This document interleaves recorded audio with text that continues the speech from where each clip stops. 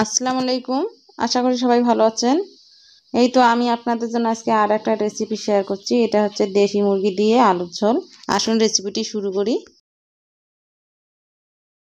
চুলার মধ্যে একটা ফ্রাই প্যান দিয়েছি, তারপরে এখানে আমি সাদা তেল ব্যবহার করলাম পরিমাণ মতো। তারপরে নতুন আলু বাজারে এসেছে, সেই আলুটা দিয়ে দিলাম। আমি আলুটাকে দুই ভাগ করে কেটে নিয়েছিলাম। এরপরে 1 চামচ হলুদ গুঁড়া আর 1 চামচ লবণ দিয়ে ভালোভাবে আমি 5 মিনিটের জন্য একটু নেড়েচেড়ে ঢাকনা দিয়ে দেব। আলুটাকে ভেজে নেওয়ার সময় আমি একদম লো হিটে রেখে ভেজে নেব। এই তো 5 মিনিট পরে ফিরে আসছি। এই পর্যায়ে আলুটা প্রায় হালকা হালকা রকম একটু ভেজে নেওয়া হয়ে গেছে। দেখুন আলুর কালার একটু পরিবর্তন হয়ে এসেছে। আমি আলুটাকে 6 থেকে 7 মিনিট পর্যন্ত একটু সময় ধরে ভেজে নিয়েছি। এখন নামিয়ে ফেলবো। আমি এখানে দেশি মুরগির মাংস নিয়েছি 1 কেজি পরিমাণ, আর এখানে বড় বড় পিসগুলোকে একটু চিড়ে নিয়েছি।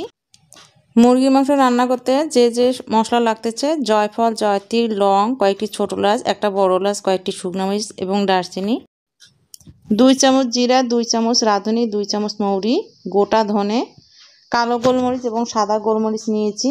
আর নিয়েছি গোটা তেজপাতা 3টি। সাদা তেল পরিমাণ মতো দিয়ে দেওয়ার পরে আমি এখানে তেজপাতা ফোড়ন দিয়ে দিলাম, আর এর সঙ্গে 2টা শুকনো মরিচ ফোড়ন দিয়েছি। আর এখানে গোটা মশলাগুলো কিছু দিয়ে দেব এবং বাদবাকিটা বেটে নেব। গোটা মশলা তেলে দেওয়ার পর একটা ফ্লেভার আসছে। আর এর মধ্যে আমি এখানে 2 কাপ পরিমাণ পেঁয়াজ কুচি নিয়েছি। এটা হালকাভাবে ভেজে নিলাম। তারপরে এখানে আমি 2 চামচ পরিমাণ লবণ দিয়ে দিলাম। লবণটা দিয়ে দেওয়ার পরে এখানে পেঁয়াজটা তাড়াতাড়ি সিদ্ধ হয়ে যাবে।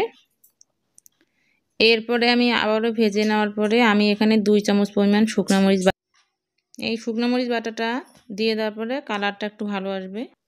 এখানে আমি জিরা এবং রাঁধুনিটা ভালোভাবে বেটে নিয়েছি, 2 চামচ পরিমাণ দিয়ে দিলাম। আমি আজকে আপনাদেরকে বাটা মশলাটা রান্না করে দেখাবো। এরপরে আমি এখানে 2 চামচ পরিমাণ আদা বাটা দিয়েছি। তারপরে 2 চামচ পরিমাণ রসুন বাটা। সবগুলো বাটা মশলা দিয়ে দেওয়ার পরে আমি 2-3 মিনিট ধরে একটু কষিয়ে নেব। এরপরে আস্তে আস্তে কালারটা একটু চেঞ্জ হয়ে আসবে। এরপরে আমি এখানে 2 চামচ পরিমাণ হলুদ গুঁড়া দিয়ে দিলাম। আর এখানে আমি গরম মশলা 1 চামচ পরিমাণ ব্যবহার করছি। এটা আমার হাতে বানানো ছিল। এরপরে এখানে পেঁয়াজ বাটা নিয়েছি আমি 3 চামচ পরিমাণ। আবারও সবগুলো মশলা দিয়ে দেওয়ার পর আবারও একটু কষিয়ে নিচ্ছি। দেখুন কালারটা কত সুন্দর হয়ে এসেছে। আমি এখানে 5-6 মিনিট ধরে শুধু মশলাটা কষিয়ে নিয়েছি। মশলা থেকে তেল ছেড়ে এসেছে। এই অবস্থাতে আমি সেই ধুয়ে রাখা মুরগির মাংসটা দিয়ে দিচ্ছি। মুরগির মাংসটা দিয়ে দেওয়ার পর আমি ভালো করে একটু নেড়ে চেড়ে নেব, যেন সবগুলো মশলা প্রত্যেকটা মাংসের পিচের গায়ে যায়। এই তো সবগুলো মাংস ভালোভাবে একটু নেড়ে চেড়ে নেওয়ার পরে আমি এখানে 15 মিনিটের মতো ঢাকনা দিয়ে দেব। 15 মিনিট পরে ফিরে আসছি। দেখুন মাংসটা থেকে অনেকটা পানি বেরিয়ে এসেছে। আমি একদম লো হিটে রেখে প্রথমে মাংসটা একটু রান্না করে নিয়েছি। এরপরে আবারও আমি 10 মিনিটের মতো এভাবে কষিয়ে নিয়েছি। নিয়ে নেওয়ার পর আবারও আমি 10 মিনিটের জন্য ঢাকনা দিয়ে দিলাম। 10 মিনিট পরে আবারও ফিরে আসছি। দেখুন মাংসটা থেকে কতটা তেল বেরিয়ে এসেছে। এটা একদম ডিম পাড়া মুরগি ছিল।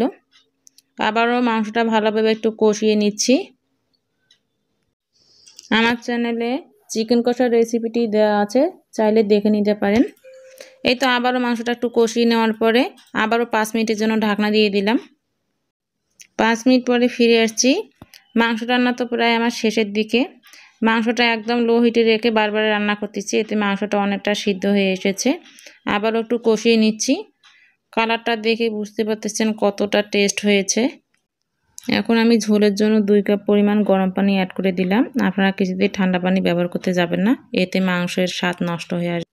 এখন মুরগির মাংসটা ভালোভাবে নেড়েচেড়ে নেওয়ার পর আমি আবারও 5 মিনিটের জন্য ঢাকনা দিয়ে দিলাম। 5 মিনিট পরে ফিরে আসছি। আমি এখানে রাঁধুনি রেডিমিক্স মুরগির মাংসের মশলাটা নিয়েছি, এটা দিয়ে দিলাম। এতে রান্নার স্বাদটা আরও ভালো হবে। মশলাটা দিয়ে দেওয়ার পর আবারও একটু ভালোভাবে নেড়েচেড়ে নেব এবং 10 মিনিটের মতো একদম লো হিটে রেখে রান্না করে নেব।